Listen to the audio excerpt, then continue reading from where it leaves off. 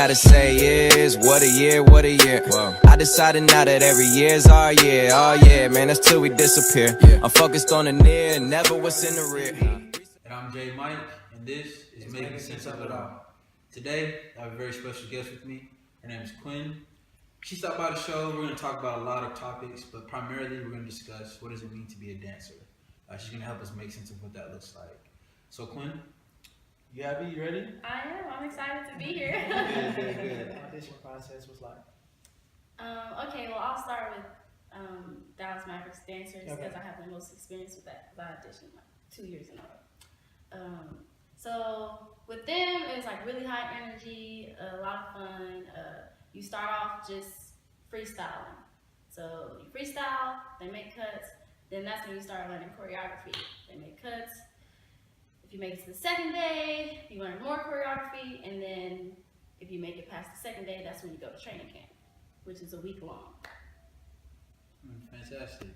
Well, help us understand the difference between being on the drill team and being on the cheerleading squad.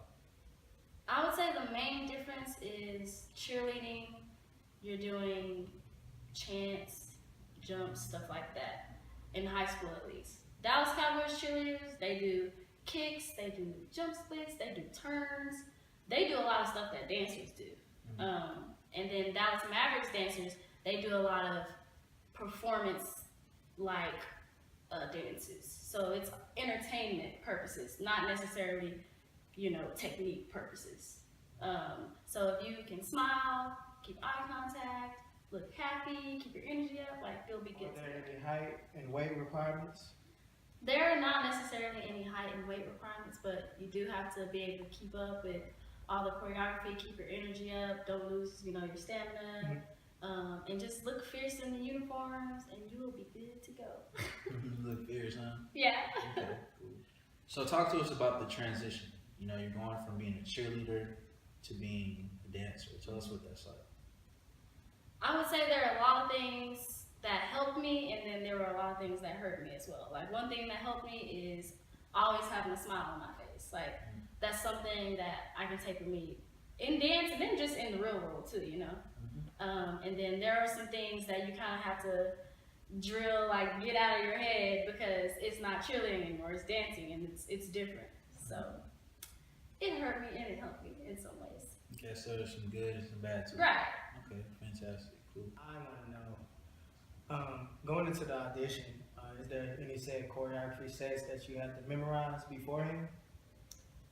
You don't have to memorize anything beforehand, but there is a freestyle portion of auditions. Okay. And so a lot of girls will kind of think of something in their head beforehand so they don't blank out when they get out there. Mm-hmm. But other than that, there's nothing that you have to memorize. You just got to keep energy up, keep your eye contact. So tell us what you feel in your heart of hearts are your greatest achievements. Give us some of the awards you've won in this life, the dancing and the cheerleading life.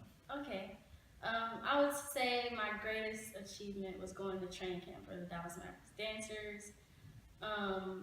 And also just all the auditions that I've ever done in life because it's a really nerve-wracking thing and it takes guts to get out there and just put yourself out there and, for rejection basically. Yeah. And so I think anyone who goes to auditions, that's already like a big step because a lot of people can't even get there. And so I would say me just going out there and auditioning over and over, even though I don't make the squads and everything, that's an achievement.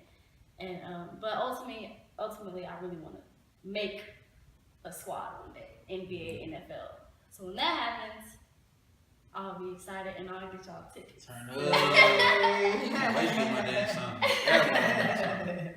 are you on some go? Okay.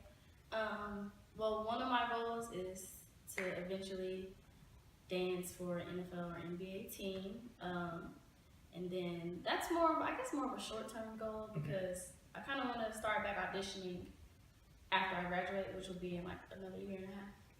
So, and then my long-term goal is to create a nonprofit dance organization for low-income kids. Well, I want to thank Quin for stopping by the show and helping us, and hopefully you guys at home make sense of what it means to be a dancer, and we definitely wish you the best of luck for sure. Thank y'all for having me. I'm Thank so you. happy. Thank you. But before you go, I want you to let the people know where can they follow you. Okay. Instagram dancing DANCING_Q, the letter Q. And that's pretty much it. Okay. No Twitter, no. Follow me on Instagram. Follow the gram. I don't have Twitter. No Twitter. There's No. been another episode of Make Sense of It All. Make sure you follow us at the link below. Thanks for watching, guys. We appreciate it. Y'all just watched another episode of Making Sense of It All with J Mike and DV. Thanks for watching. Subscribe.